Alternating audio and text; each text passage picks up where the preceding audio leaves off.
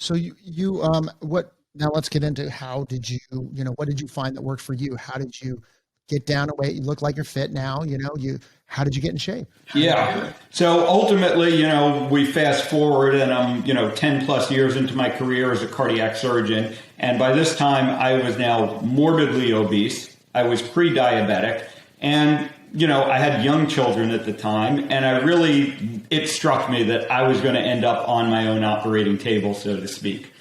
But again, I was kind of at a loss about what to do because I had tried everything I knew to do.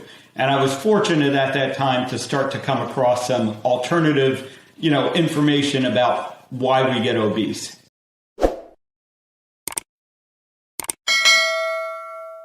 And my first real exposure was a scientific journalist, an author by the name of Gary Taubes.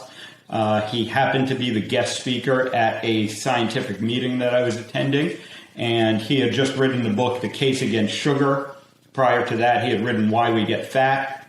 And for the first time, I heard about it might not be the amount of food that you're eating, but it might be more important the types of food that you're eating. And specifically, sugar and highly processed carbohydrates are uniquely fattening.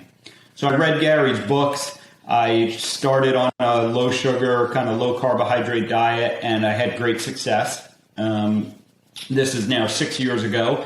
I have lost over 100 pounds. I have maintained that weight loss without a real struggle that I always used to have around weight and around food.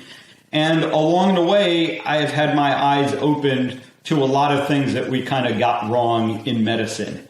And I started asking those questions. Why didn't I hear about this in medical school? Why did I only hear about this from a scientific journalist rather than, my medical school professors? And that has kind of led me down a lot of different paths, and ultimately to the point that I am now, that I realize that it's more important to help people stay off my operating table, to prevent them from needing heart surgery, than rescuing them with the heart surgery that I do. God, that sounds so good. Everybody probably can empathize with this that's listening. You have those conversations and we all say the same thing. American doctors, it's like you go to the doctor, you got a problem. They go, it's like, remember the old Atlas Thomas guide, where I'm dating myself, but you didn't have GPS. So it's like A20 and it would say, okay, you have this symptom and this equals this type of drug. Okay, here's your prescription, get out of here. Or this is your surgery that you're going to need or whatever. But no, there's no preemptive. You never hear about them prescribe. They prescribe these diets that are just nuts after you get a heart attack, which are like still got sugar in them. At least they used to. Maybe things are changing now because of doctors like you. So how do you fight that? How are you doing the good work that you're doing? Because that all makes sense to me and everybody else. We're starting to hear now. Yeah, unfortunately, it's still, I'm still certainly in the minority, in healthcare, and I'm still largely talking against the system.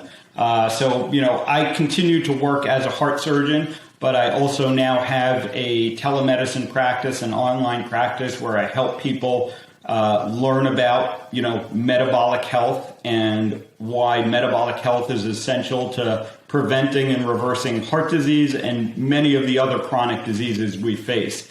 It turns out that the same things that we can do to prevent heart disease will also help to lower the risk of Alzheimer's disease, diabetes, many forms of cancer. And it turns out that, that is almost exclusively due to the foods that we are eating. And do you exercise on a regular? I do exercise on a regular basis, but what I, tell people is that exercise is not the way to be healthy in and of itself. The old adage, you can't outrun a bad diet is very true. Exercise is helpful, but if you're not eating the right foods, you're not going to end up healthy no matter how much exercise you do. Right. And if you do both, even better, right? So let's go into, your day to day. Like what's a, do you subscribe to a vegetarian diet? Let's talk about diet. Let's get in the specifics of it. Let's get in the weeds.